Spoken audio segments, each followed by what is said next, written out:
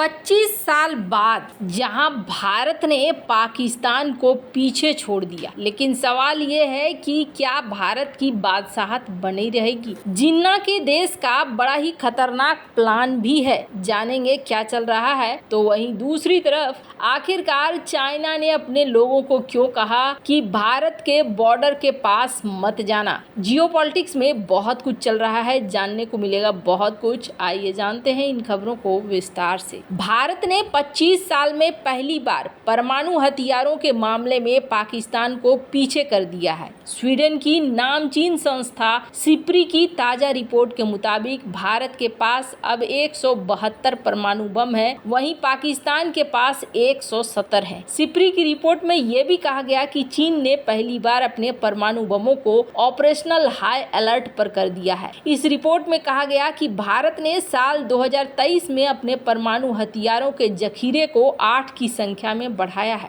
SIPRI ने कहा कि भारत और पाकिस्तान दोनों ने साल 2023 में नए तरीके के न्यूक्लियर डिलीवरी सिस्टम का विकास करना जारी रखा है। पाकिस्तान का सबसे ज्यादा फोकस भारत के परमाणु प्रतिरोधक क्षमता पर है। वहीं भारत चीन को निशाना बनाने के लिए लंबी दूरी तक मार करने वाले हथियारों पर काम कर रहा है। भारत अभी भले ही पाकिस्तान से आगे निकल गया हो, लेकिन पाकिस्तान कंगाली के बाद भी परमाणु हथियारों को लेकर बड़ी योजना पर काम कर रहा है। पाकिस्तान ने साल 2023 में $1 अरब केवल परमाणु हथियारों और उनके डिलीवरी सिस्टम को बनाने पर खर्च किया है। अमेरिका के शीर्ष परमाणु वैज्ञानिकों का मानना है कि पाकिस्तान के पास भले ही अभी 170 परमाणु बम ही हो, लेकिन जिस तेजी से वो इसे बढ़ाने पर काम कर रहा है, साल 2025 तक वो इसे बढ़ाकर 200 तक करने की तैयारी कर रहा है। उन्होंने ओपन सोर्स मटेरियल, सैटेलाइट तस्वीरों और अन्य स्रोतों से ये जानकारी दी। बुलेटिन ऑफ द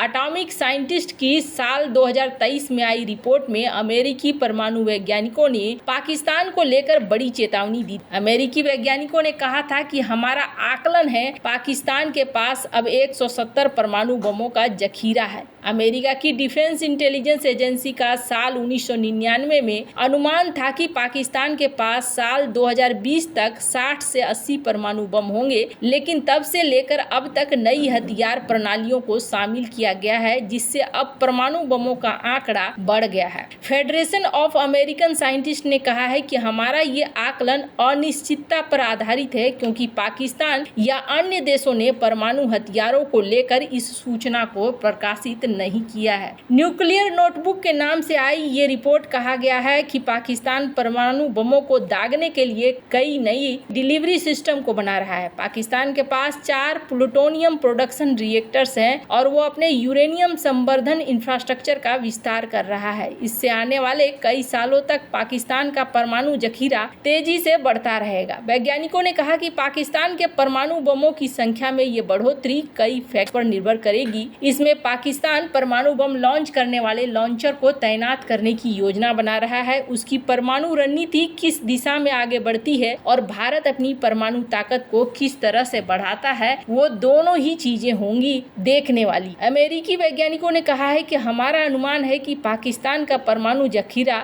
इसी तरह से बढ़ता रहा तो साल 2025 तक 200 तक पहुंच जाएगा। उन्होंने कहा कि हमारा अनुमान है कि अभी पाकिस्तान इतनी परमाणु सामग्री बना रहा है जिससे हर साल 14 से 27 नए परमाणु बम बनाए जा सकते हैं। पाकिस्तान के पास 36 ऐसे फाइटर जेट हैं जिससे परमाणु बम गिराया जा सकता है। इसमें मिराज 3, 4 और JF-17 फाइटर जेट शामिल हैं। इसके अलावा पाकिस्तान के पास अब्दाली, गजनवी, शाहीन, गौरी, नस्र जैसी परमाणु मिसाइलें हैं। पाकिस्तान इससे 2700 किलोमीटर दूरी तक भारतीय ठिकानों पर परमाणु हमला करने की क्षमता रखता है। पाकिस्तान का अबाबिल मिसाइल बना रहा है जो कई परमाणु बमों को एक साथ ले सकता है। भारत ने हाल ही में इस तकनीक से लैस अग्नि मिसाइल का परीक्षण किया है। पाकिस्तान समुद्र से लॉन्च किए जाने वाले बाबर परमाणु मिसाइल भी बना रहा है। यहाँ पाकिस्तान की प्लानिंग को भी बताया जा रहा है कि पाकिस्तान भी अपने हिसाब से काफी हद तक तैयारी को बढ़ा रहा है। पर अचानक से एक चीज देखने को मिल रही है, चाइना में एक बड़ा बदलाव भी देखने को मिल रहा है। क्या ये बदलाव सिर्फ क्षणिक भर का है या फिर चाइना इसके इसके पीछे भी कुछ नया चाल चल रहा है। दरअसल नेपाल के रास्ते भारत में तस्करी और जासूसी करा रहे चीन ने अपने नागरिकों को चेतावनी दी है कि वो भारत की सीमा से दूर रहें। भारत में चीन के दूतावास ने एक बयान जारी करके कहा है कि चीनी नागरिक बिजनेस और पर्यटन के दौरान भारत और नेपाल के बीच बने सीमा चिन्ह को समझे ताकि दुर्घटनावश वो भारतीय सीमा में नहीं घुस जाएं। चीनी नागरिकों को एडवांस में भारत का वीजा लेना होगा।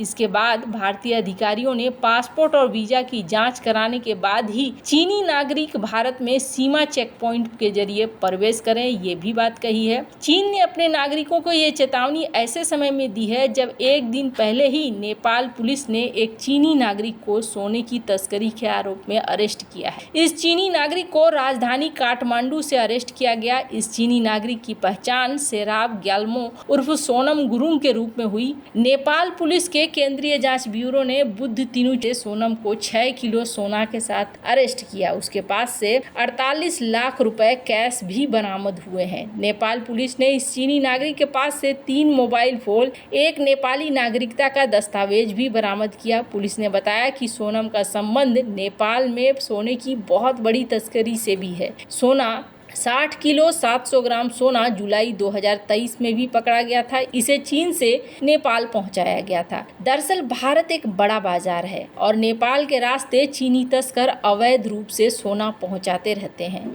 इसमें कई भारतीय नागरिक भी शामिल हैं। वहीं एक अन्य घटना में 2 चीनी नागरिकों को गत मार्च महीने में उत्तर प्रदेश के सिद्धार्थनगर जिले में अरेस्ट किया गया था। ये चीनी नागरिक नेपाल के रास्ते अवैध तरीके से यहाँ पर घुसे थे। इनकी पहचान झोउ पुलिन और युआन के रूप में हुई। उन्हें सशस्त्र सीमा बल ने अरेस्ट किया था और इस गिरफ्तारी के बाद चीनी दूतावास को एक सूचना दी गई थी। ये लोग तिब्बती धर्मगुरु दलाई लामा से मिलना चाहते थे, जिनको चीनी खुफिया एजेंटों से हमेशा खतरा बना रहता है।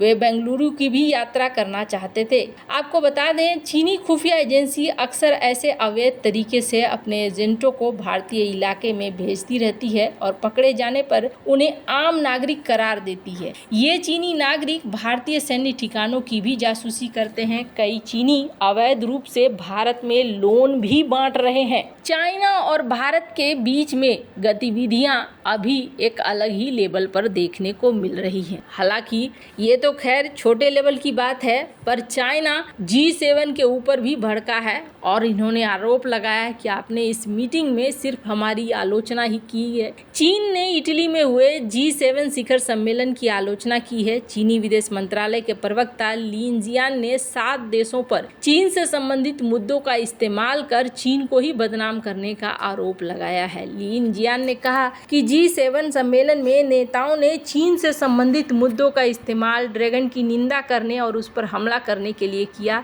उन्हें झूठे आरोपों का इस्तेमाल किया गया जिसका कोई आधार नहीं है, ये केवल झूठ से भरे हुए हैं। उन्होंने G7 की आलोचना करते हुए कहा कि यह दुनिया का प्रतिनिधित्व नहीं करता है। इन 7 देशों में दुनिया के केवल 10% आबादी रहती है। इन सभी को एक साथ लाने के बावजूद ये वैश्विक आर्थिक विकास में चीन से कम ही योगदान देते हैं। चीन के विदेश मंत्रालय के प्रवक्ता के अनुसार G7 समय से अपने टारगेट से भटका हुआ है। ये अमेरिका और पश्चिमी देशों के वर्चस्व को बनाए रखने के लिए एक राजनीतिक टूल बन गया है। ये अपने नियम और फैसले को नियमों से ऊपर रखता है। लिन जियान ने और भी कई सारी बातें कही। दरअसल G7 ने टारगेट किया था चाइना को, जिसका जवाब चाइना ने दिया है। वैसे आपको क्या लगता है इन सब मामले में, आपकी क्या राय है? कमेंट कर जरूर बताएं। जल्द मिलते हैं अगले वीडियो में नई खबर के साथ।